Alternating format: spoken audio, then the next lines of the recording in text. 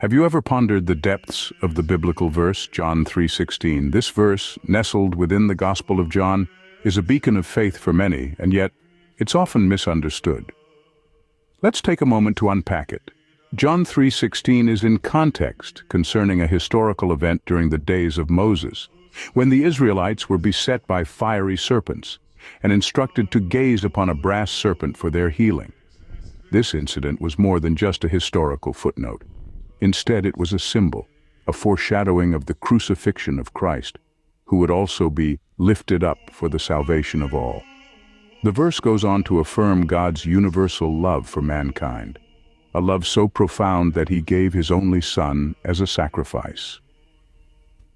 This isn't a love confined to a select few, but a love that encompasses all, shattering the doctrine of predestination. Now, let us delve into the profound meanings hidden within this verse.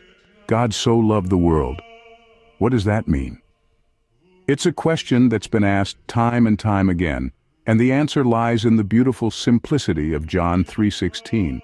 When we delve into the heart of this verse, we find a concept that is both profound and universal. God's love. In the context of this verse, the term world carries a weighty significance. It doesn't refer to the physical earth or the universe as we might typically understand it. Instead, world represents every single person. You, me, our neighbors, even those we've never met. It's a global, all-encompassing term that leaves no one out. This is the breadth and depth of God's love, and it's truly universal. Now, you might have heard of a doctrine called predestination. This suggests that God has already decided who will be saved and who won't. But when we understand the universal love of God, this doctrine doesn't hold water.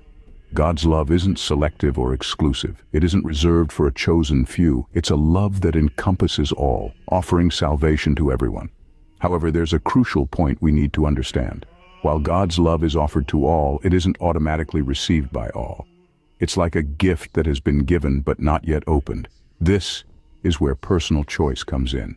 Each of us has the freedom to accept or reject this love. God's love is for all, but acceptance of this love is a personal choice. It's a decision that carries eternal implications, a choice that defines our relationship with the one who so loved the world. He gave his only Son so that everyone who believes in him might not perish but might have eternal life. How profound is that? The sacrifice of God's Son was not an act of obligation or necessity, but an expression of divine love. It was a demonstration of the extent of God's affection for humanity, a love so deep, so profound, that he was willing to give his most precious gift, his only Son, for our salvation. The term only begotten used in this context is not an indication of birth, but rather a testament to the uniqueness of Jesus. It sets him apart from all creation. He is not just another being, he is singular, one of a kind, unparalleled in his relationship with the Father. But as profound as this love is, as unique as the gift of Jesus is, there's a crucial aspect we must not overlook. Salvation, the eternal life that comes through believing in Jesus, is a gift. However, the power of a gift lies in its acceptance. A gift unopened, a gift rejected, loses its essence. So it is with the gift of salvation. It's extended to all without discrimination or preselection. The universal love of God ensures that no one is excluded from the offer of this gift. But the responsibility lies with us, with each individual, to accept it. We are not coerced, not forced. It's a choice, a decision that each one of us must make. Will we open our hearts to receive this gift of eternal life? Will we believe in the Son and obey the gospel to have everlasting life? Salvation is a gift, freely given, but it must be willingly received. So what have we discovered in our study of John 3:16? Well, we've delved into the historical context, seeing how a moment from the time of Moses became a symbol of Christ's sacrifice. The Israelites, bitten by fiery serpents, were healed as they looked upon a brass serpent. This act of looking up, of seeking salvation, was a foreshadowing of the crucifixion, where Christ would be lifted up on the cross. We've explored the universal love of God, a love that encompasses all of mankind. The term world in this verse is a testament to that, a reminder that God's grace is not reserved for a select few, but available to all.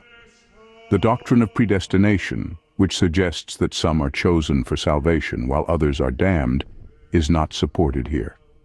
God's love is for everyone. We've also discussed the gift of salvation, freely given, but requiring acceptance. God is a giver, offering His Son as the ultimate sacrifice. But it is up to each individual to receive and accept this gift. Salvation is not forced upon us, it's a choice. So we must obey the gospel by believing, repenting, confessing, and being baptized into Christ. And we've shed light on the term only begotten, a phrase that sets Jesus apart, marking Him as unique and above all other beings. John 3:16 is more than a verse. It's a testament to God's boundless love and the promise of salvation for all who choose to accept it.